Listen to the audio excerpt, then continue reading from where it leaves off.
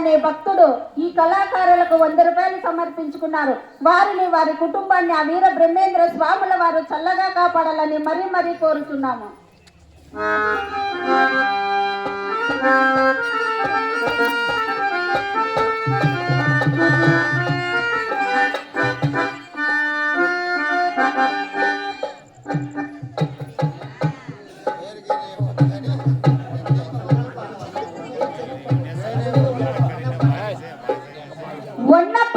భక్తుడు ఈ కళాకారులకు 100 రూపాయలు సమర్పించుకున్నారు. వారిని వారి కుటుంబాన్ని ఆ వీర బ్రహ్మేంద్ర స్వాముల వారు ఆంజనేయ స్వాముల వారు చల్లగా కాపాడాలని మరీ మరీ కోరుతున్నాము.